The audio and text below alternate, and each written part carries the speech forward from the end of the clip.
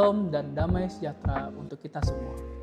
Perkenalkan, saya William Wedi Ari, dosen program studi sarjana Bisnis Digital Institut Teknologi dan Bisnis Sabda Setia.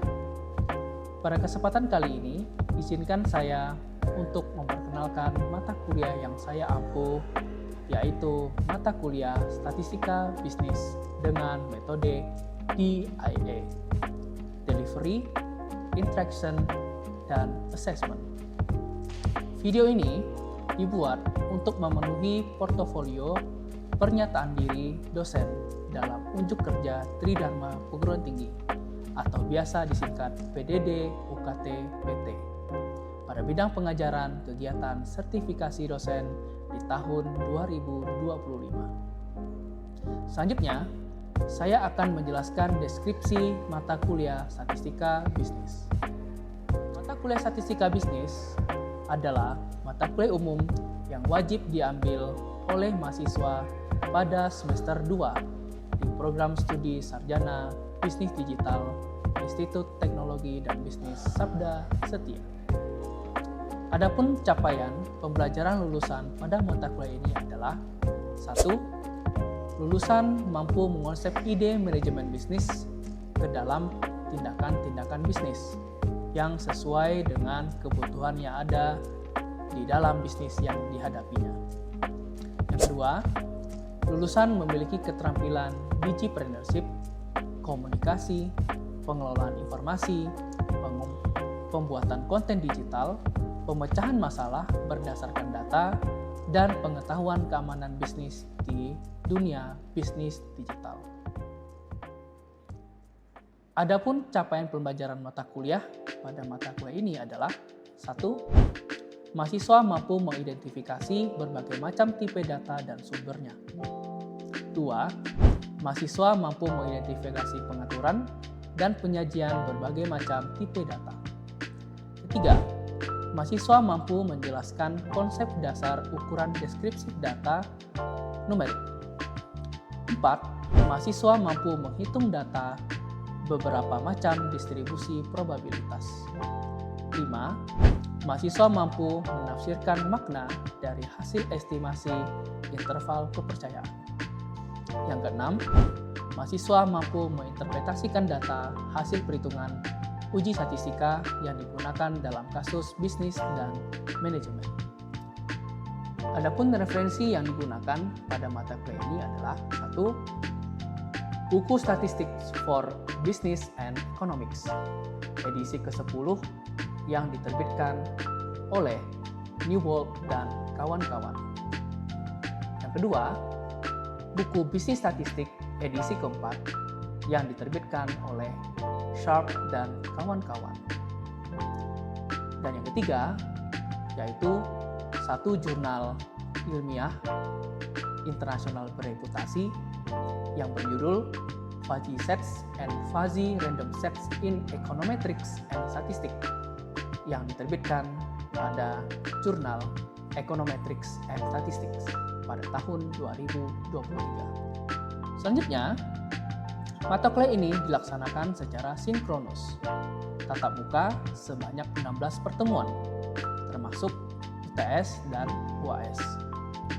Metode pengajaran pada mata kuliah ini berbentuk ceramah, tutorial, dan praktik.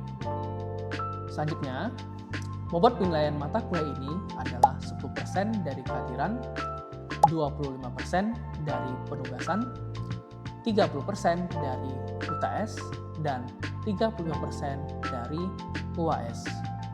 Mari kita saksikan cuplikan pembelajaran saya di kelas Statistika Bisnis.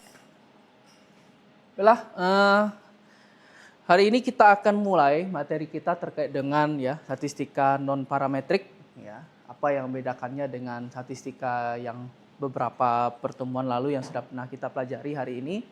Nah, jadi statistika non parametrik itu sederhananya adalah suatu statistika yang mendasarinya, yang didasari pada tolak ukurnya. Nah, tolak ukurnya itu tidak berdasarkan misalkan rata-rata, dia tidak menggunakan tolak ukurnya dari varians, tapi memang murni berdasarkan dari formulasi yang melekat pada tes tersebut, gitu ya. Nah, jadi sebelum kita berbilangkan lebih lanjut lagi apa saja akan kita pelajari pada hari ini ya, ini sesuai dengan CPL mata kuliah yang sudah tertera dalam RPS kita. Ya, ada 2 CPL dari mata kuliah ini. Yang pertama itu adalah lulusan diharapkan mampu mengonsep ide manajemen bisnis ke dalam tindakan-tindakan bisnis sesuai dengan kebutuhan yang ada di dalam bisnis yang dihadapinya.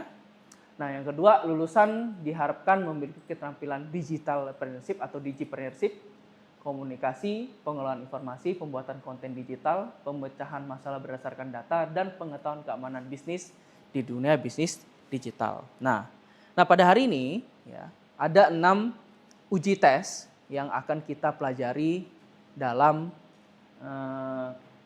statistika non parametrik. Nah, yang pertama itu disebut dengan uji Mann-Whitney, ya. Yang kedua itu disebut dengan uji T-Wilcoxon, ya.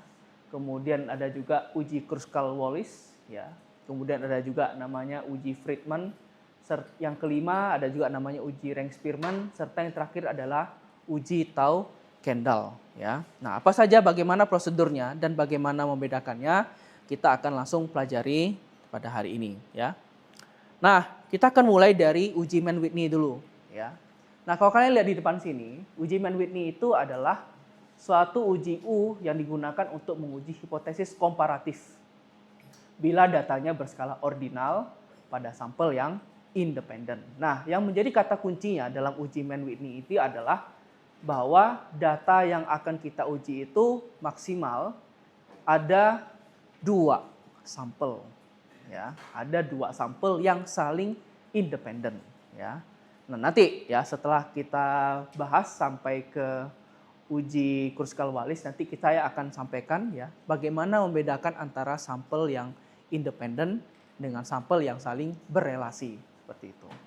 Nah kemudian kita akan lihat di sini ya, 2 sampel dikatakan independen bila masing-masing anggota sampel diberi perlakuan sekali. Sebagai contoh, diinginkan untuk membandingkan nilai ujian statistika antara 2 jurusan sosiologi dan jurusan psikologi, ya. Nah, uji Mann-Whitney ini ya itu dikembangkan oleh H.B. Mann dan juga Dr. Whitney pada tahun 1947, ya, sudah cukup lama seperti itu.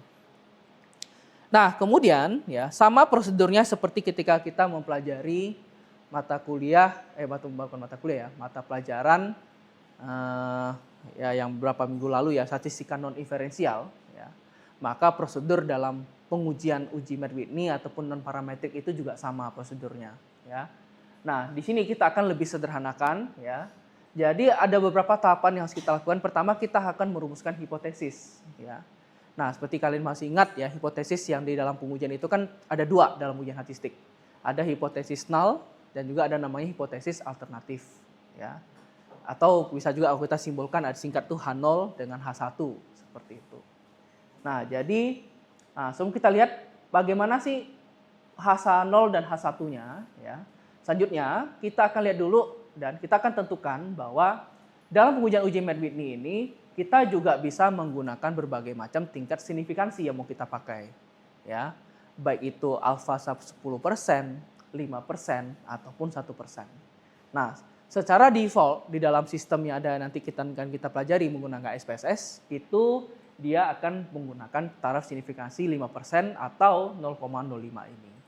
Seperti itu. Ya. Nah, jadi kita akan lihat ya. H0 ya.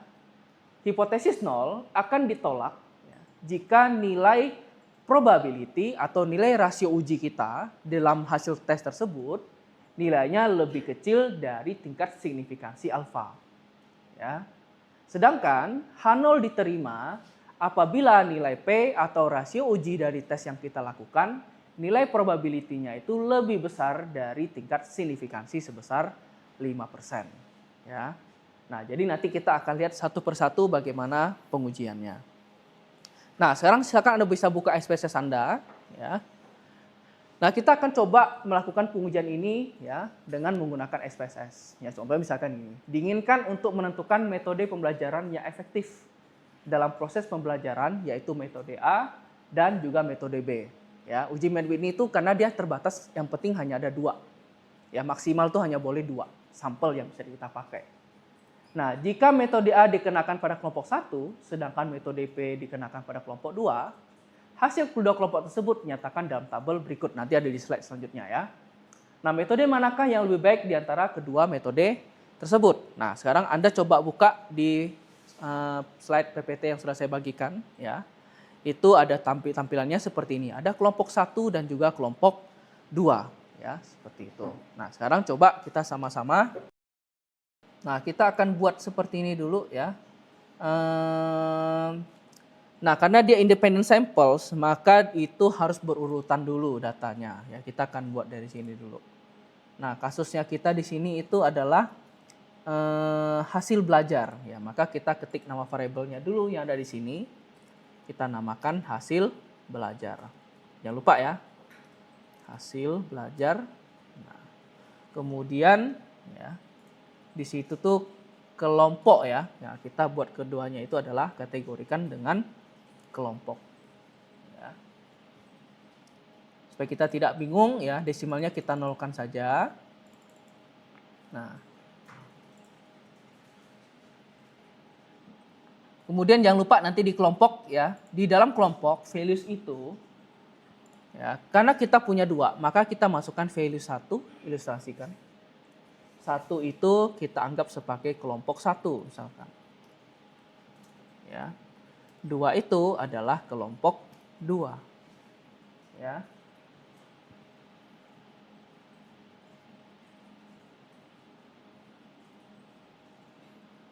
Nah, kalau sudah, kita klik OK.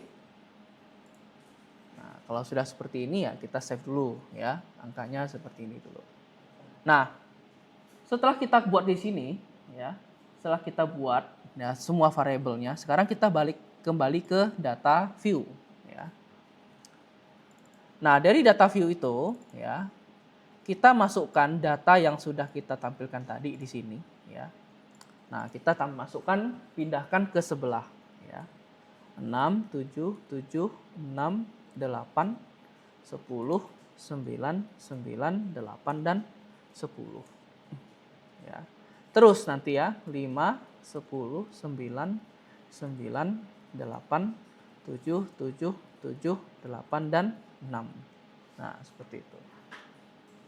Kita buat beretan seperti ini dulu. Nah, kenapa kita harus buat seperti ini? Kenapa kita tidak buat variabel otomatis seperti yang ada di sini, Pak? Nggak bisa soalnya. Ya. Karena kalau di SPSS, dia itu untuk yang independent samples, dia harus diberi label. Ya, menggunakan teknik values itu baru bisa. Ya. Nah, kalau sudah, kita kan punya 20 data totalnya di sini. Nah, dan terbagi secara rata, maka masing-masing itu kita beri label dari masing-masing kelompok. Nah, ini adalah nilai kelompok 1 saya buat. Ya. Kemudian nantinya saya beri label 2. Ya. Nah, dapatlah di sini ya. Nah, kalau sudah ya, seperti ini. Nah, prosedur untuk menggunakan uji Mann-Whitney ya, itu cukup gampang. Caranya bagaimana? Nah, kita kembali ke SPSS kita tadi yang sudah terisi dengan data.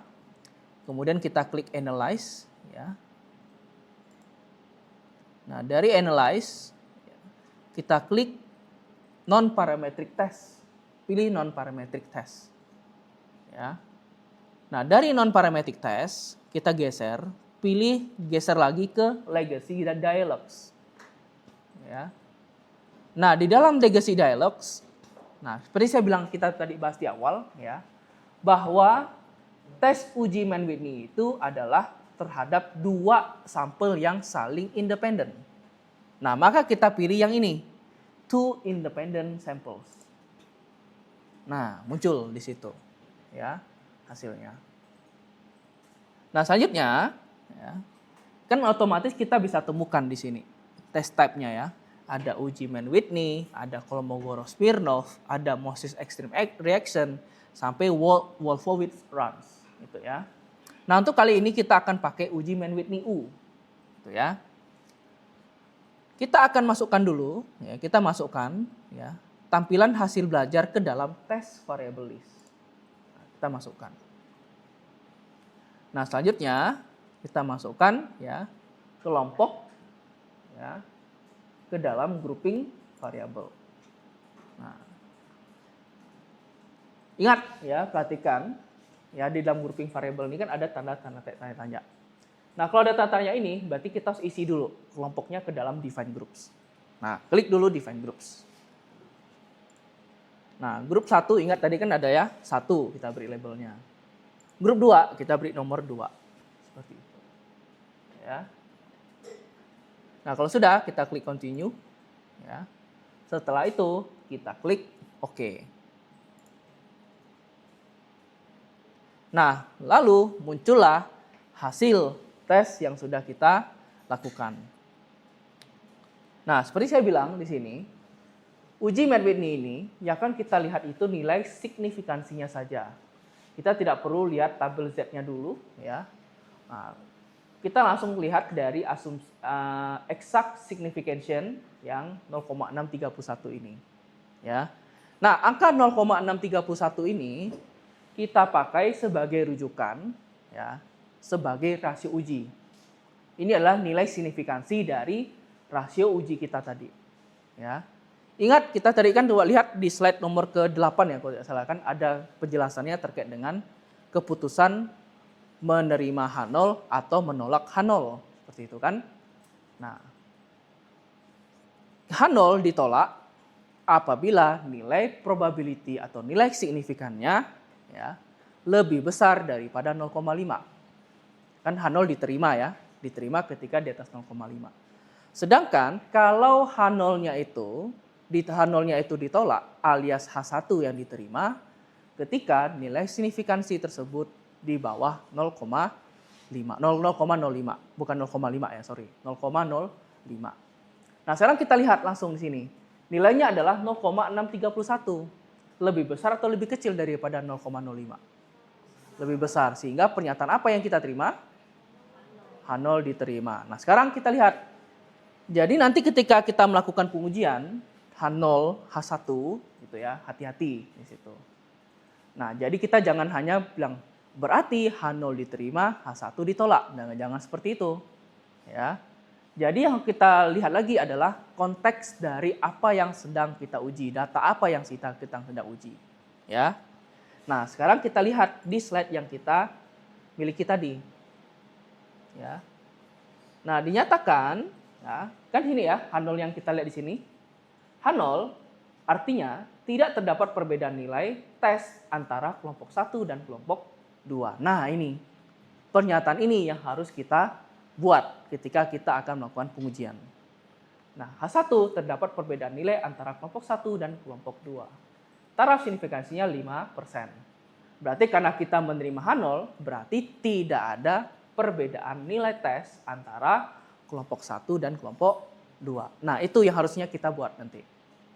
Jadi kalau buat kalimat yang lebih lengkap, misalkan kita berkesimpulan ya.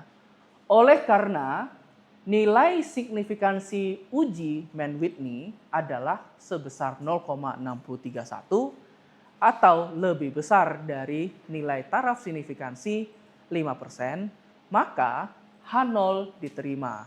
Yang berarti tidak terdapat perbedaan nilai tes antara kelompok 1 dan kelompok 2.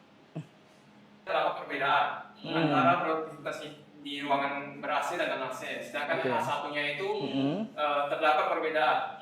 Nah, jika nilai P itu lebih kecil daripada 0,05, maka dari itu H0 ditolak dan H1 diterima. Sehingga artinya terdapat perbedaan antara produktivitas karyawan di ruangan ber-AC dengan non-AC. Kayak gitu. Ya. Oke, nah itu dia ya. Berarti ada perbedaan. Nah, kalau kita mau lihat mana yang nilainya paling tinggi adalah kita lihat dari min rank-nya nih, kawan-kawan. Yang dari min rank-nya itu. Yang paling tinggi itulah yang paling besar nilai produktivitasnya. Ya, kita lihat di sini. Ternyata produktivitas karyawan itu paling tingginya itu bukan pada ruangan ber-AC, tapi pada ruangan non-AC. Implikasinya bagi kita pemilik bisnis adalah karyawan kita jangan diberi ruangan ber-AC supaya dia kerja gitu kan, kayak gitu. Nah, seperti itu. Karena ternyata produktivitas itu sangat dipengaruhi oleh faktor AC dengan non AC. Kita berharap AC itu meningkatkan produktivitas, malah akhirnya tidak menaikkan produktivitas dia, gitu ya. Malah orang-orang yang di non AC yang produktivitasnya lebih tinggi. Bisa jadi karena apa kira-kira? Karena orang-orang lapangan. Nah, karena orang-orang lapangan semua yang di ruangan non AC itu kan. Jadi jaranglah mereka di kantor gitu kan. Nah, seperti itu. Tapi bisa banyak faktor lagi. Nah, tapi ingat ya, uji Mann-Whitney ini dan juga nanti uji seluruh non parametrik yang akan kita lakukan itu hanya menguji tentang apakah ada beda atau tidak. Dia tidak mampu menjelaskan itu ada pengaruh atau tidak. Ya, kalau kita mau uji tentang pengaruh, kita akan belajar di materi minggu depan di regresi linear sederhana. Ya, yang rencananya nanti kita akan lakukan secara daring nanti. Ya, nah itu dia ya. Oke, sampai di sini ya. Nah, David William nanti kamu intinya kamu harus input datanya. Jadi nanti datanya persis seperti di sini nanti punyamu ya. Jadi datanya berderet dulu sampai 30 baru diberi label seperti ini ya. David ya. Oke. Nah, sampai di sini ya saya harap sudah mulai paham. Nah, jadi kalau Anda sudah bisa paham tentang hal ini, maka untuk uji-uji lainnya pun Anda sudah pasti akan bisa paham juga untuk melakukannya. Karena pada dasarnya uji non parametrik itu adalah hanya menguji tentang ada beda atau tidak. Ya. Nah, sekarang kita coba lanjut ke step nomor ya, kita slide nomor 14. Kita lihat, itu ada namanya uji T Wilcoxon Matched Pairs Test kan. Nah, jadi uji T ini apa yang membedakan dia dengan uji two independent samples? Nah, di sini adalah uji T itu digunakan bila data tersebut berskala ordinal pada dua sampel yang saling berhubungan. Ya. Dua sampel dikatakan berhubungan jika sampel pertama adalah sampel yang diperoleh sebelum perlakuan atau treatment, sedangkan sampel yang lain diperoleh sesudah perlakuan. Nah, jadi gini, membedakan independent sample dengan related sample. Ya. Pertama, kalau kita lihat independent sample. Independent sample kuncinya itu adalah subjek ataupun objek yang kita amati, yang kita dapatkan datanya itu adalah entitas ataupun unsur-unsur yang berdiri sendiri. Contohnya, kita pakai ilustrasi pakai kelas ataupun prodi di ITBSS. Ya. Misalkan ITBSS ini punya semester ini ada 2 mata kuliah statistika bisnis. Satunya ada di kelas kita di sini, satunya ada di program studi kewirausahaan. Nah, sekarang saya tanya, apakah subjek yang ada di kelas ini dengan di kewirausahaan itu sama? Berbeda. Nah, itu namanya independent sample. Ya. Nah, berarti nilainya bervariasi. Nilainya bisa bervariasi, tetapi subjek ataupun objeknya itu beda. Nah, itu kata kuncinya. Ya. Nah, misalkan kalian mau ngamati kucing, gitu ya. Nah, kalau independent samples, maka kucingnya ada 2, maka dia itu adalah 2 jenis kucing yang berbeda. Nah, gitu. Yaitu independent sample. Nah, sedangkan yang kedua ini adalah related sample. Nah, kalau related sample, seperti kita katakan ini adalah sampel yang saling berhubungan. Artinya apa? Berarti ada 2 jenis, ada 2 data yang bervariasi, ya. Namun mereka itu adalah satu kelompok sampel yang sama atau objek ataupun subjek yang sama. Contohnya misalkan saya ingin menguji ya metode pembelajaran A pada kelas statistika bisnis BD pagi. Nah, maka objek subjeknya itu kan hanya satu kelompok. Kelas ini aja. Ya. Nah, misalkan saya tiba-tiba mendadak kan. Hari ini kita tes mendadak. Wah, kalian belum belajar semua kan? Saya beri semuanya nilainya kan soal tugas. Kerjakan tugas ini 30 menit, kerjakan. Gitu kan? Nah, setelah itu saya kumpulkan, saya input datanya di SPSS. Nah, misalkan Dion nilainya 90 misalkan ya. Kemudian misalkan si Kak Jeki sana atau Kak Jeki kan. Nah, dia kadang ngulang contohnya, ngulang mata kuliah kan. Input nilainya pertama 70 misalkan, kan? Nah, kemudian setelah itu saya di sini saya berikan pengajaran. Wah, gini kan. Wah, ternyata meningkatkan motivasi belajar kalian, kemampuan belajar kalian meningkat. Nah, setelah itu saya sebarkan lagi tes yang sama. Saya suruh kalian kerjakan semua. Wah, kerja. Tes yang sama. Kerjakan. Hasilnya ternyata ada peningkatan misalkan. Ya. Si Dion awalnya 90 jadi 100 tiba-tiba. Nah, itu kan ada peningkatan. Nah, Jeki yang awal pre-testnya itu 70, saya tes kedua, post-test namanya, saya berikan ternyata nilainya jadi 90, kan ada peningkatan. Nah, itu contoh. Tapi sekarang kalian lihat, apakah jumlah sampelnya berubah? Tidak berubah kan? Tetap di kelas ini saja. Nah, itu yang disebut dengan related sample. Nah, kalau sudah, ya caranya juga sama, pakai correlate, ya. Kita pakai bivariate, ya. Nah, kalau sudah kan masuk seperti ini kan, kelas sosial dan sikap. Nah, langsung kita karena pakai Kendall-Tau ya, tinggal nggak usah pakai Spearman. Kita pilih aja Kendall-Tau, ya. Klik OK, ya. Nah, hasilnya kita bisa lihat di sini. Nah, di sini kita bisa lihat, ya. Nah, pada dasarnya, kalau kalian nanya, Pak, kan ada 3 tes di situ. Ada Pearson, ada Kendall-Tau, kan. Kemudian ada juga yang terakhir tuh namanya Spearman. Apa bedanya, Pak? Nggak ada beda menurut saya. Karena masing-masing metode itu diciptakan unik sedemikian apa adanya, ya. Nah, jadi bebas. Kalau Anda mau pakai Pearson, Anda mau pakai Kendall-Tau, Anda ingin pakai juga Spearman, silakan, gitu ya. Nah, tapi umumnya dalam beberapa penelitian di publikasi internasional itu pakai Pearson, paling umumnya, lazimnya itu pakai Pearson, ya. Nah, tapi kita akan lihat sini dari Kendall-Tau, kita lihat, kita sudah buktikan ini ya. Correlation coefficient-nya adalah 0,786. Nah, coba Anda lihat slide 35. Korelasinya itu dikategorikan sebagai korelasi yang bagaimana? 0,786. Dia masuk range yang mana? Yang kuat, ya. Nah, berarti ada korelasi yang kuat antara kelas sosial dengan sikap. Kayak gitu ya. Berarti sikap seseorang itu sangat ditentukan dari kelas sosialnya. Kayak gitu. Nah, itu kesimpulannya ya. Tetapi ini belum menggambarkan pengaruh. Dia baru menjelaskan tentang polanya juga, ya. Nah, berarti antara kelas sosial dengan sikap itu ada kedekatan. Tapi belum tentu orang yang kelas sosialnya rendah itu sikapnya juga rendah. Nggak seperti itu.